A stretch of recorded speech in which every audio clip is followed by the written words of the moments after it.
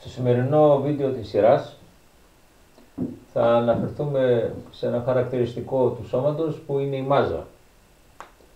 Η μάζα είναι μέτρο της αδράνειας του σώματος, όπου αδράνεια είναι μια ιδιότητα που έχουν όλα τα σώματα εξαιτίας του γεγονότος ότι είναι κατασκευασμένα είτε από ένα υλικό είτε από περισσότερα. Όσον αφορά τώρα τη μονάδα μέτρησης της μάζας, η μονάδα μέτρησης της μάζας είναι το χιλιόγραμμο ή το κιλό. Σε περίπτωση που αυτή η μονάδα δεν είναι χρήσιμη, λόγω ότι η ποσότητα του υλικού από το οποίο είναι κατασκευασμένο ένα σώμα είναι πολύ μικρή, υποδιαιρούμε την μονάδα αυτή, το χιλιόγραμμο δηλαδή, σε 1000 μικρότερες μονάδες, κάθε μία εκ των οποίων ονομάζεται ένα γραμμάριο.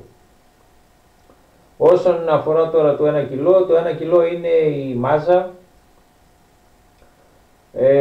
ενός κυλίνδρου, ο οποίος είναι κατασκευασμένος από ένα κράμα δύο μετάλλων, του λευκόχρυσου και του ηρίδιου, ο οποίος φυλάσσεται στο Διεθνές Μουσείο Μέτρων και Σταθμών κοντά στο Παρίσι, σε καθορισμένη κατάσταση πίεσης και θερμοκρασίας. Με βάση εκείνον τον κύλινδρο φτιάχτηκαν αντίγραφα για κάθε χώρα, από τα οποία δημιουργήθηκαν παλαιότερα τα σταθμά, τα οποία τα χρησιμοποιούσαν στους ζυγούς, οι οποίοι τότε δεν ήταν ηλεκτρονικοί. Τώρα, όσον αφορά τη μάζα του σώματος,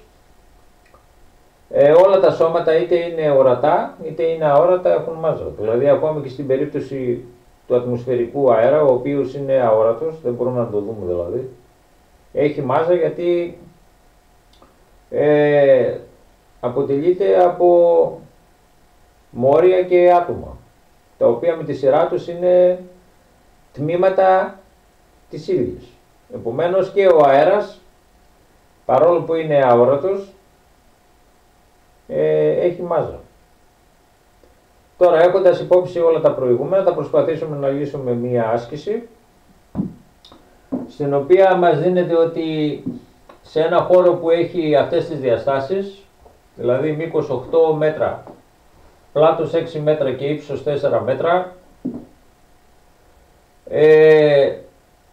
υπάρχει αέρας εντός αυτού και θέλω να βρω τη μάζα του.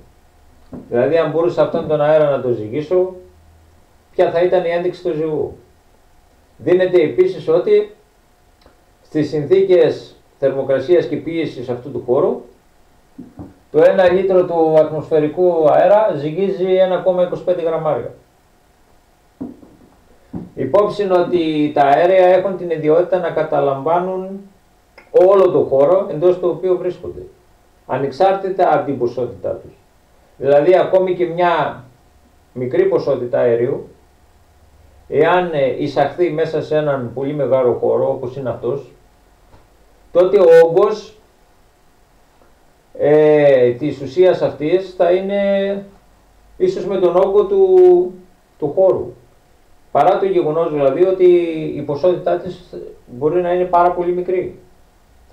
Επίσης δεν πρέπει να ξεχνάμε ότι τα αέρια, εκτός ότι δεν έχουν σταθερό όγκο, είπαμε ότι ο όγκος τους είναι ίσως με τον όγκο του χώρου εντός του οποίου βρίσκονται.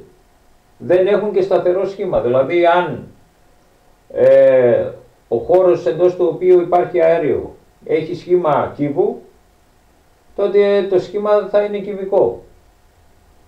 Ενώ αν είναι κύλινδρος, το σχήμα του αερίου θα είναι κυλινδρικό. Αν είναι σφαίρα θα είναι σφαιρικό. Λοιπόν, έχοντας αυτά υπόψη, θα προσπαθήσουμε να βρούμε την ένδειξη του ζυγού, που θα είχε μάλλον ο ζυγός, αν μπορούσαμε κατά κάποιο τρόπο να ζυγίσουμε αυτόν τον αέρα, ο οποίος γεμίζει δηλαδή όλο αυτό το χώρο. Θα υπολογίσω πρώτα τον όγκο αυτού του χώρου, Επομένως θα πολλαπλασιάσω το μήκος επί το πλάτος και ό,τι βρω θα το πολλαπλασιάσω με το ύψος. Αυτό δηλώνει αυτό εδώ το γινόμενο, ότι για να υπολογίσω αυτόν τον όγκο, ο οποίος όγκος παριστάνεται με το αρχικό γράμμα της αγγλικής λέξης volume, ενώ L είναι το length, δηλαδή το αρχικό γράμμα της αγγλικής λέξης length, το οποίο μεταφράζεται σαν μήκος στην ελληνική γλώσσα. Width είναι το πλάτος, γι' αυτό και χρησιμοποιώ σαν σύμβολο του πλάτους στο αρχικό γράμμα της αγγλικής λέξης width, και height είναι το ύψος στην αγγλική γλώσσα. Επομένως χρησιμοποίησα εδώ το αρχικό γράμμα της αγγλικής λέξης για να δηλώσω τις διαστάσεις του ύψους. Επομένως 8 επί 6 ισούται με το 48, και αν πολλαπλασιάσω το 48 με το 4, το αποτέλεσμα είναι 192 κυβικά μέτρα. Και είναι κυβικά μέτρα γιατί και το μήκος και το πλάτος και το ύψος μετρούνται σε μέτρα. Επομένως ο όγκος του χώρου αυτού υπολογίζεται πρώτα σε κυβικά μέτρα, όμως επειδή εδώ μου δίνει μια πληροφορία η οποία λέει ότι το 1 λίτρο του αέρα που περιέχεται σε αυτό εδώ το χώρο ζυγίζει δηλαδή 1,25 γραμμάρια, τότε θα πρέπει να μετατρέψω αυτήν τη μεγάλη μονάδα μέτρησης του όγκου, που είναι το κυβικό μέτρο, σε λίτρα. Έχοντας υπόψη ότι το 1 κυβικό μέτρο υποδιαιρείται σε 1000 λίτρα, τα 192 κυβικά μέτρα περιέχουν 192 επί 1000, 192.000 λίτρα. Συνεχίζω ως εξής. Είπαμε ότι στις συνθήκες θερμοκρασίας και πίεσης που επικρατούν στο χώρο, εντός του οποίου υπάρχει το αέριο, το 1 λίτρο του ατμοσφαιρικού αέρα συγκεκριμένα ζυγίζει 1,25 γραμμάρια. Τώρα που ο χώρος μου όμως έχει όγκο 192.000 λίτρα, πόσο θα ζυγίζει αυτός ο αέρας? Για να απαντήσω σε αυτή την ερώτηση σκέφτομαι ως εξής. Ο όγκος των 192.000 λίτρων είναι μεγαλύτερος του όγκου του 1 λίτρου 192.000 φορές. Αυτό δηλώνει ο πολλαπλασιασμός αυτός.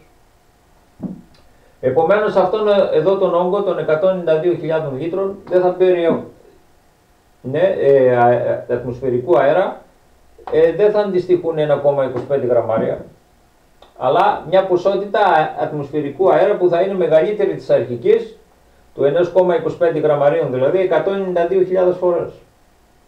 Για να βρω αυτό το αποτέλεσμα πρέπει να εκτελέσω αυτόν τον πολλαπλασιασμό, 192.000 με το 1,25. Το 1,25 είναι ένας δεκαδικός αριθμός. Αυτός ο δεκαδικός αριθμός μπορεί να θεωρηθεί ότι είναι το πηλίκο του 125 με το 100.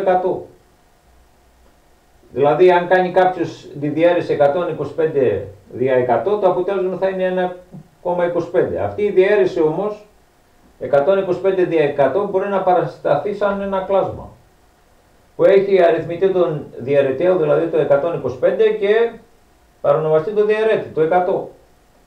Επομένως ο πολλαπλασιασμός του αριθμού 192.000, που είναι ένας φυσικός αριθμός, με τον δεκαδικό αριθμό 1,25, στην πραγματικότητα είναι ο πολλαπλασιασμός αυτού του αριθμού, το 192.000 δηλαδή, με ένα κλάσμα. Το αποτέλεσμα αυτού του πολλαπλασιασμού θα είναι ένα νέο κλάσμα, όπου ο αριθμητή όμως δεν θα έχει το 125, αλλά το γινόμενο του 192.000 με το 125, ενώ ο παρονομαστής του νέου κλάσματος θα είναι ίσως με το παρονομαστή του παλαιού, δηλαδή το 100. Τώρα αυτό ο αριθμός 192.000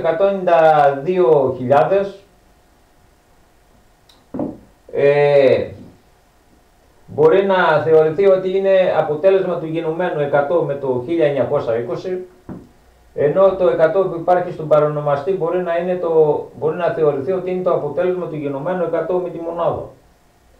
Επομένως αυτό εδώ το κλάσμα και ο αριθμητής και ο παρονομαστής έχουν πολλαπλασιαστεί με το 100. Αυτό έχει σαν συνέπεια να μην αλλάζει η τιμή του κλάσματος και να ισούται με την τιμή 1920/125. Κάποιος θα μπορούσε αυτό να το γράψει σαν 1920/125 προς τη μονάδα, όμως τα κλάσματα που έχουν παρονομαστεί μονάδα στην ουσία είναι ίσα με τον αριθμητή. Δηλαδή η τιμή τους είναι ίση με την τιμή του αριθμητή. Ο οποίος αριθμητής είναι το γινόμενο του 1920 με το 125 και αυτό αν γίνει ο πολλαπλασιασμός δίνει σαν αποτέλεσμα 240.000.